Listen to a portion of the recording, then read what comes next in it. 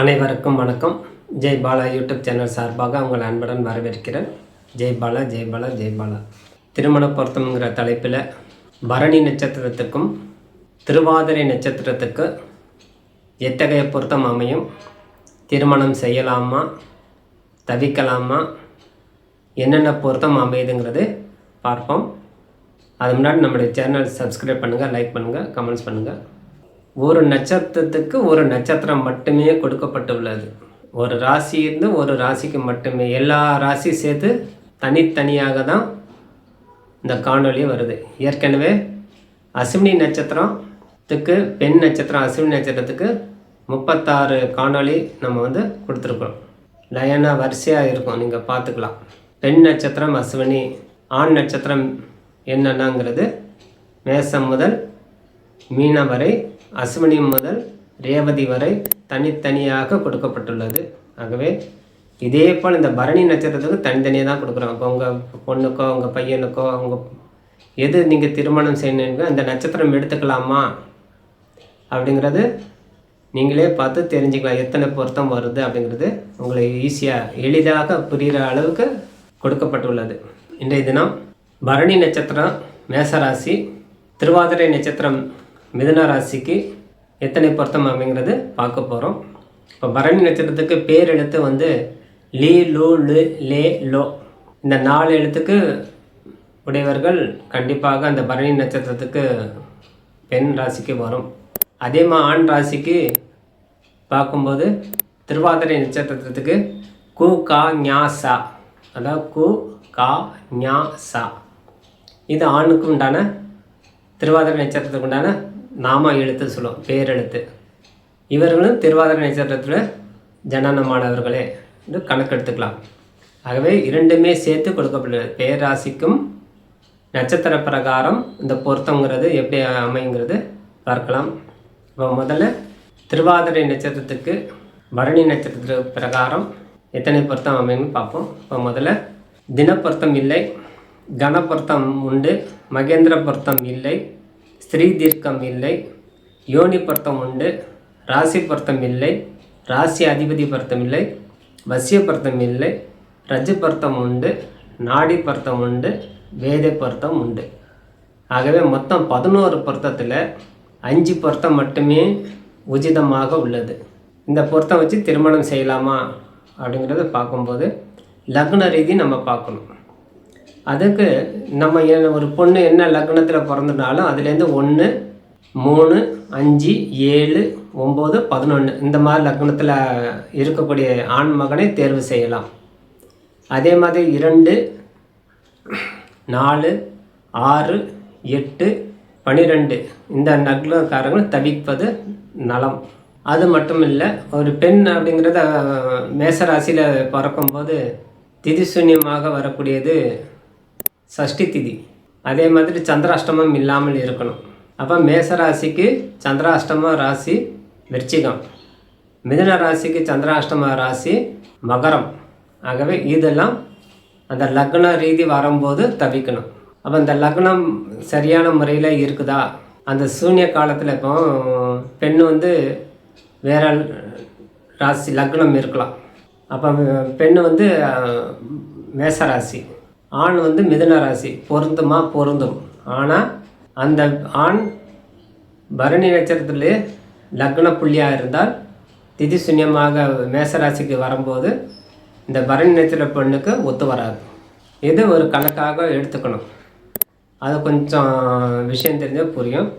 அதே மாதிரி மிதுன ராசிக்கு பஞ்சமி, சஷ்டி, சதுர்தசி திதி, இது திதி சூன்யம் ஆகும்.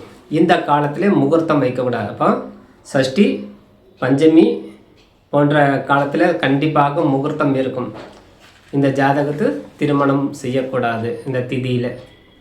இதெல்லாம் விதிவிலக்கு அப்படின்னு சொல்லும். அப்போ இதுக்கு நம்மளுக்கு இந்த தினப்பொருத்தம் இருந்தால் நம்மளுக்கு என்ன அடையிறோம் அப்படி பார்த்தா, தினப்பொருத்தனால் ஆயுள் ஆரோக்கியம் கிடைக்குது. தினப்பொருத்தங்கிற நட்சத்திர பொருத்தம் சொல்லுவோம், அது ஆயுள் ஆரோக்கியம் கொடுக்குது. கணப்பொருத்தங்கிறது 2 பேருமே மனுஷ கணங்கிறனால கணப்பொருத்தம் வருது. ஒரு பெண் கணம் சரியான முறையில் இருக்கிறனால இதுக்கு செல்வம் விருத்தி உண்டாகும். சரிங்களா? மங்களத்தை கொடுக்கும். மங்களங்கள் வாரி வழங்கக்கூடிய தன்மை, 2 பேருக்கு ஒற்றுமையாக இருக்கும். 3வது மகேந்திரம் இல்லை, அப்போ செல்வத்தன்மை குறைவு.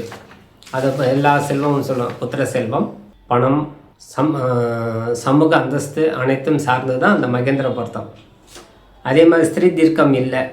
அப்போ ஸ்திரீ தீர்க்கத்துக்குண்டான பொருத்தத்துக்கு நம்மளுக்கு இந்த கணவன் மனைவி தம்பதிகளுக்கு என்னென்ன செய்யும் அப்படின்னு பார்த்தா, செல்வம் சேரும், சொத்து சேரும். அப்போ ஸ்திரீ தீர்க்கம் இருக்கிறதுனால அந்த இந்த பொருத்தம் மகேந்திர பொருத்தம் கொஞ்சம் தவிக்கலாம். ஒன்று இல்லைன்னா ஒன்று சேருது இல்லையா, அது 2. அடுத்து யோனி பொருத்தம். இப்போ யோனி பொருத்தம் பெண்ணுக்கு ஆண் யானையும் ஆணுக்கு ஆண் நாய் வர்றதுனால யோனி பொருத்தம் உண்டு. ஆகவே 2மே சம யோனியாக இருக்கிறனால கணவன் மனைவிக்குள்ள உறவு சரியான முறையில் இருக்கும். அதுவும் பகை இல்லாத யோனியாக இருக்கிறதுனால யோனி பொருத்தம் சேரும். அடுத்து ராசி பொருத்தம். ராசி இல்லை, அப்போ குழந்தைக்கு கரு சம்மந்தப்பட்ட கோளாறு, கர்ப்பப்பை சம்மந்தப்பட்ட கோளாறு சொல்லுவோம், அந்த கரு சம்மந்தப்பட்ட கோளாறு கொடுக்கணும். ராசி அதிபதி பொருத்தம் இல்லாதனால அவங்களுக்கு பெண்களுக்கு கடைசி வரை நல்லபடியாக இருக்கிறதுக்கு அவங்க தேவை ஆயுள் விருத்தி உண்டாகும்.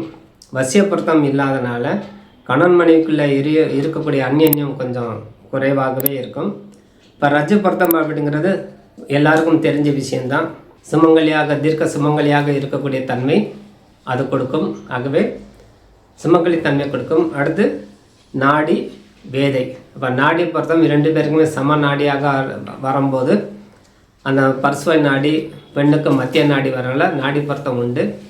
வேதைங்கிறது 2 பேருக்குமே வேதை சரியான முறையில் இருக்கிறனால வேதை பொருத்தம் உண்டு. ஆகவே இத்தனை பொருத்தம் அமைந்து திருமணம் செய்யும்போது ஜாதக ரீதியாகவும் பொருத்தங்கள் அமையணும். இப்போ நம்மளுக்கு கிடைக்கக்கூடிய 5 பொருத்தத்தில் ஜாதக பொருத்தம் நல்லா அமைந்தால் ஆணுக்கும் பெண்ணுக்கு களத்திர பாவம், குடும்பஸ்தானம், பூர்வ புண்ணியம், பாக்கியம், களத்திரக்காரகன், லாபஸ்தானாதிபதி இது பங்கம் இல்லாமல் சரியான முறையில் இருந்தால் இந்த ஜாதகம் சேர்க்கலாம். 5 பொருத்தம் இருந்தாலும் திருமணம் செய்யலாம்.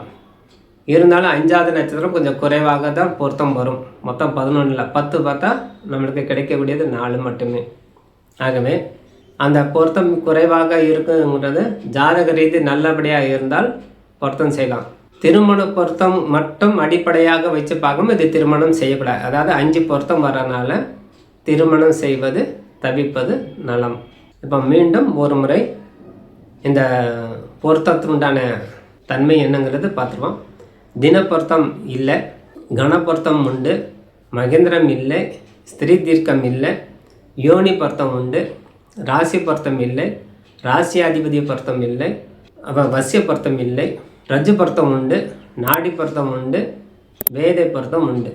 ஆகவே இந்த பொருத்தம் அடிப்படையில் திருமணம் செய்ய உங்கள் ஜாதகம் எடுத்து தக்க ஜோதிடரை முறையாக ஆலோசனை செய்து திருமணம் செய்யணும்.